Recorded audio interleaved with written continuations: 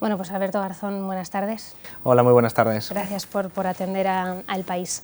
Bueno, ayer se celebró el primer debate digital de la democracia, se celebró en el país, y yo quería preguntarle cómo vio a los tres candidatos.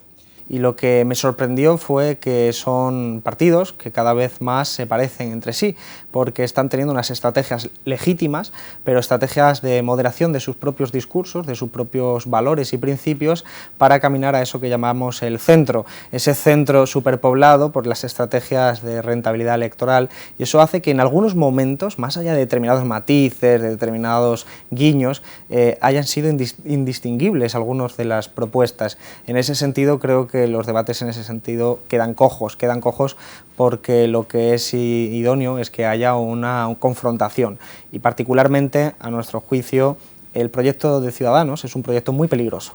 Es un proyecto muy peligroso, es un proyecto liberal reformista que plantea cuestiones que son lesivas para la mayoría social, para la gente trabajadora de este país, y que necesitan que sean desmontadas. Y ayer no vi eso, ayer vi a un Podemos y a un PSOE más atentos a cómo imitar los estilos y las formas de Ciudadanos que a desmontar elementos centrales de un elemento como es y un programa como es el de Ciudadano.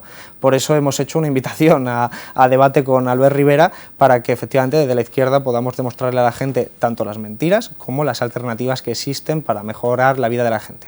No sé si se siente solo a la izquierda.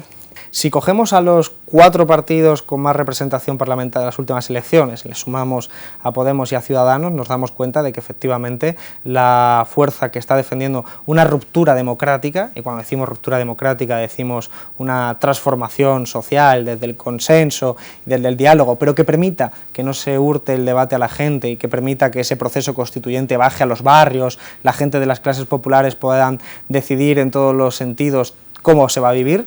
Desde luego ahora mismo somos la única fuerza que apuesta por eso. Todas las demás apuestan por reformas de la Constitución parciales.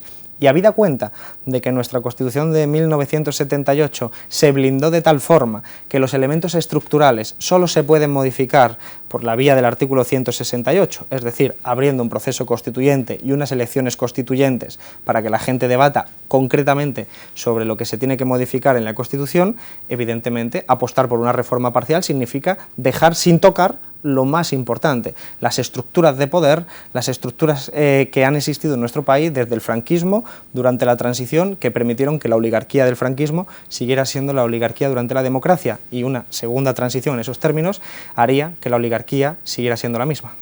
¿Quién considera que ganó el debate?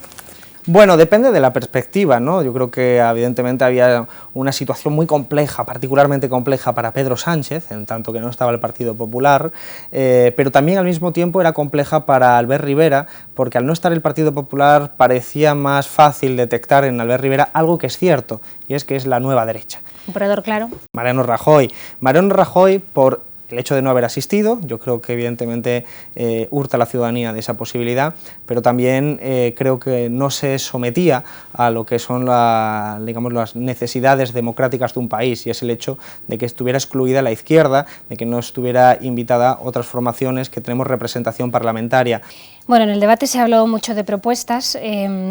Yo quería preguntarle cuál es su propuesta principal para crear empleo, que es el principal problema de los españoles, ¿no? Sí, nuestra propuesta principal para crear empleo, la hemos insistido muchas veces, es la del trabajo garantizado. Es una propuesta que consiste en entender que el trabajo no es solo una cuestión que te permita tener ingresos, sino que es una forma de inserción social, y en ese sentido el Estado debería ser empleador de último recurso. Es decir, si alguien no tiene trabajo en el mercado privado, no tiene trabajo en sus opciones vitales en su territorio, pudiera asistir a un juzgado, ir y demandar que se le restaure ese derecho. Es decir, que el Estado tenga la necesidad de generar un puesto de trabajo, porque además hay muchas necesidades que acometer en nuestro país. Es un proyecto modesto dentro de lo que son las necesidades del país. Son 5 millones de desempleados los que hay y nuestro proyecto implica 1 millón de desempleados que saldrían de ese espacio en un solo año por una inversión bruta de 15.000 millones de euros y que permitiría desde luego acometer una necesidad básica y que es una emergencia social para mucha gente. Claro, pero en su propuesta de reforma constitucional han incluido el trabajo como derecho subjetivo reclamable ante los tribunales. Eso significa que todo el que estuviera en una situación de desempleo podría reclamar ante un juez que se le conceda el trabajo, y como efectivamente recordaba, hay 5 millones de parados en España. ¿Cómo se paga? ¿El Estado puede proveer un empleo a 5 millones de parados?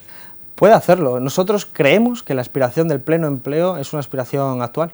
Es una aspiración actual. Esto es curioso que parezca revolucionario en el día de hoy, porque fue una cuestión prácticamente asumida por el sentido común hace 50, 60 años en los países occidentales. Fue el neoliberalismo quien retiró esa posibilidad de nuestras cabezas y ahora mismo nos parece revolucionario. Sin embargo, creemos que se puede hacer y que además se debe hacer. Estamos hablando de una inversión de 15.000 millones de euros brutos. Hay que pensar que el rescate del sistema financiero fue de en torno a 60.000 millones de euros directamente a fondo perdido, rescates de autopistas 4.500 millones, rescates e indemnizaciones a Florentino Pérez otras tantas, miles de millones de euros. Sí, pero esa inversión de 15.000 millones es para ese millón, 1 millón de puestos de trabajo, ¿no? Estamos hablando de 5. Para un año. Pero esa inversión, que evidentemente requiere un sistema de financiación más justo, de ahí que incluyamos una reforma fiscal para mayor progresividad y podemos abundar en estos detalles concretos, pero es importante entender que el plan, al ser un plan de estímulo, ese plan de estímulo permite que la gente tenga salario. ¿Qué significa? Que este plan de 1 millón de puestos de trabajo en brutos va a significar también ingresos fiscales en los siguientes años, lo cual es un círculo virtuoso económico que nosotros creemos que ha funcionado históricamente y que debería ser la herramienta a usar. Entonces, ¿no tienen cuantificado el coste de proveer a 5 millones de personas un empleo? Sí, es fácil de entender. Si son 15.000 millones de euros en un año, pues lo único que hace falta es multiplicar por 5. ¿Ustedes derogarían la reforma laboral del PP? La del Partido Popular del 2012 y la del Partido Socialista del 2010, contra la que hicimos una huelga general con la que participamos con los sindicatos porque creíamos que era el camino, el inicio del camino que efectivamente continuó con el Partido Popular. Son reformas laborales profundamente regresivas, profundamente lesivas y que solo tienen un objetivo, que es moderar los salarios, que es un eufemismo que utiliza el Banco de España y la derecha en este país, pero que significa bajar los salarios, ir hacia un país de mano de obra barata en la que supuestamente nuestro país sea más competitivo. En materia social, tanto el Partido Socialista como Podemos y ustedes comparten una propuesta de renta mínima o básica y que difiere de la que presenta Ciudadanos, que es ese complemento salarial para los sueldos más bajos. ¿Qué le parece esta medida de Ciudadanos en contraposición con la que ustedes defienden?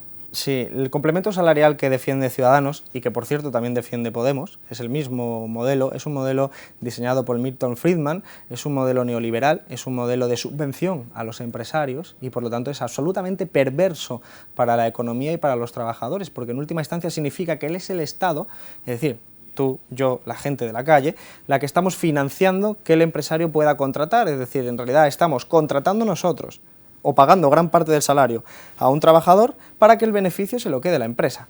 Parece una estafa, y de hecho es una estafa.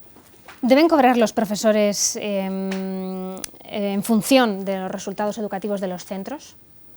No, yo creo que los profesores tienen que cobrar naturalmente con los mínimos establecidos por el derecho y naturalmente tiene que haber mecanismos para que hagan bien el trabajo, pero introducir eso que llamaríamos un criterio mercantilizador basado en la rentabilidad me parece muy perverso, sobre todo porque tenemos un sistema educativo muy basado en los exámenes y ese sería el criterio cuantitativo, entiendo, con el que uno puede examinar si se hace bien o mal, y tenemos un sistema educativo en el que los chavales y las chavalas estudian sobre raíces cuadradas y todo para un examen y a los 2 días se las ha olvidado. Yo podría preguntar a los que nos están oyendo que cuáles saben resolver una raíz cuadrada de 95 y evidentemente comprenderán de qué les sirvió prepararse los exámenes con total detalle para esa cuestión. Si encima vamos a tener que ponerle los salarios a los profesores en virtud de esa forma tan absurda de estudiar, evidentemente tenemos un problema. Lo que hay que hacer es que hay que tener unos planes de estudios, un pensamiento crítico, una educación educación activa que permita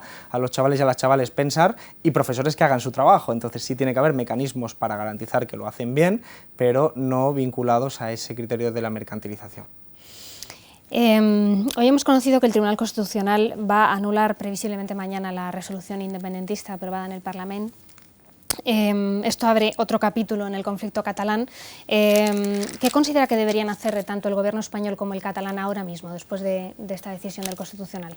Nosotros creemos que un debate político es la única forma de resolver un problema político que existe, que tiene un pozo, que es verdad que ha podido ser aprovechado oportunamente y en versión oportunista por determinados actores, como Mas y como puede ser el propio Rajoy, para elevar una cortina de humo sobre otro tipo de temas, como la gestión que han hecho ambos de recortes en los servicios públicos y en la educación y sanidad, tanto en Cataluña como en el resto del Estado.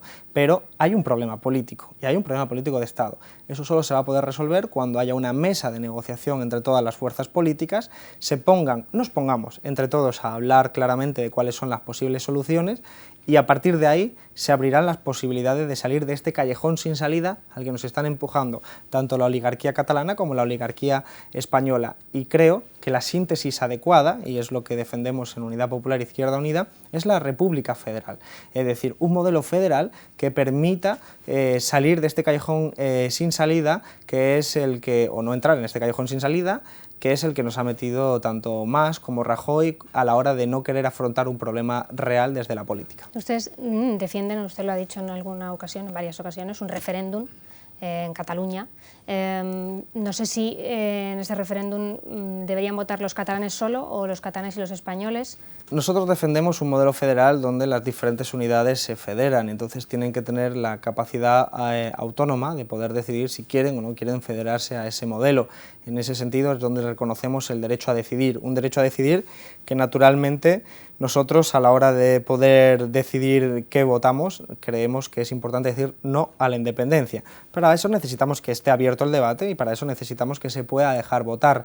Todo lo que sea dilatar este proceso significa crear independentistas, significa dar excusas a aquellos que utilizan estos argumentos de la imposibilidad de las votaciones para promover salidas individuales y salidas que solo benefician a la oligarquía catalana. Por eso, desde luego, que pueda votar Cataluña, que pueda votar el pueblo catalán, que sea el pueblo catalán el que decida y que decida, esperemos y creemos que además así sería. Las últimas elecciones catalanas no dieron mayoría de votos independentistas y no estábamos hablando solo de un voto sí o no, sino incluso un voto más general.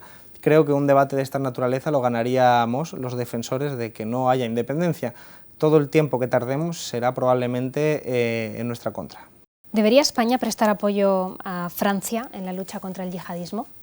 Depende de cómo se defina la lucha contra el yihadismo.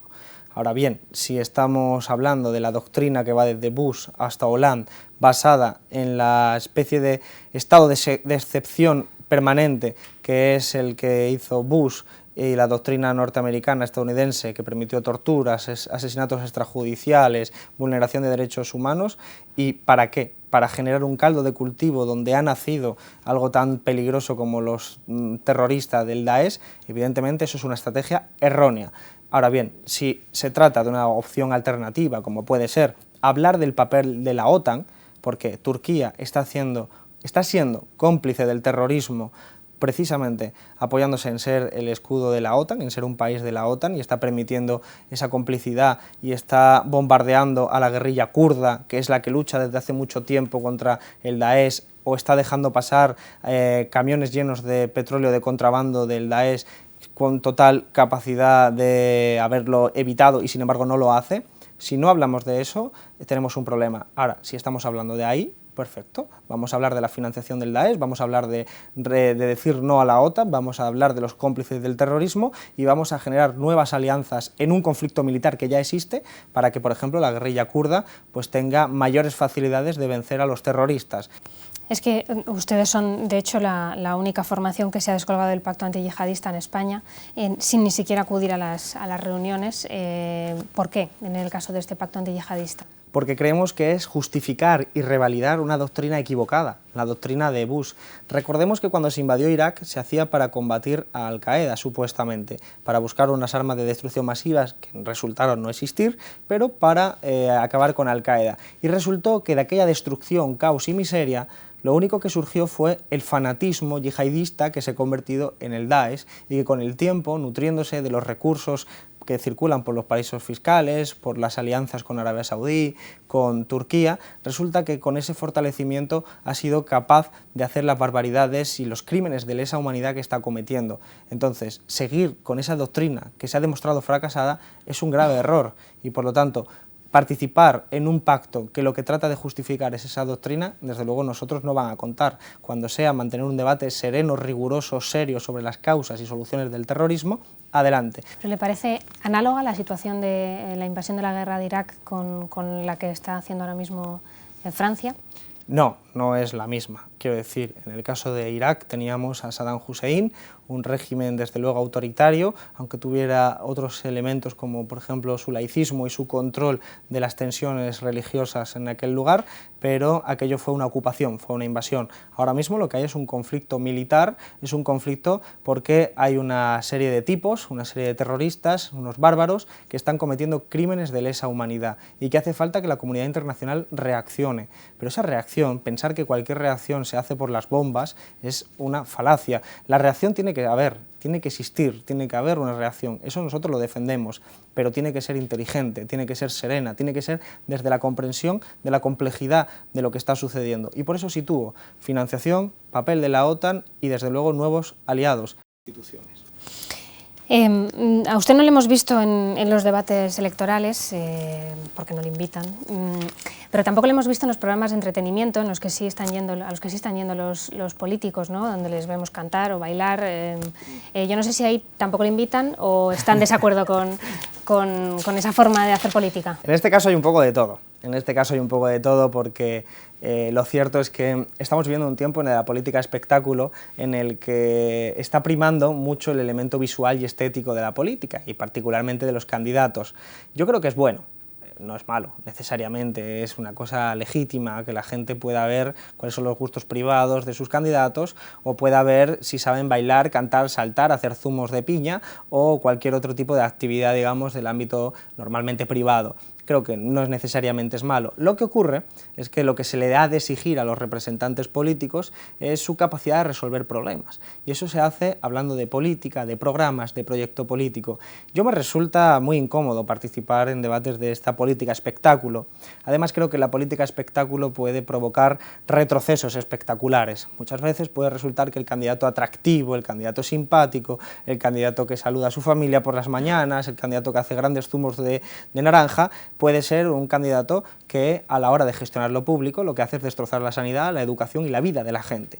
Como eso es así, yo lo que pido son debates políticos donde la gente pueda contrastar programas, que es lo que al final creo que hay que exigirle. Por lo tanto, hay un poco de todo porque nosotros no estamos, bueno, mejor dicho, yo no estoy cómodo en debates o en participaciones, digamos, espectacularizadas de la política. La política no es cualquier cosa, no es un elemento banal, es lo que define qué cobramos, es lo que define cuánto cuesta acceder a la universidad, es lo que define nuestra vida cotidiana y la de las generaciones siguientes, y creo que es un tanto peligroso banalizar sobre la política.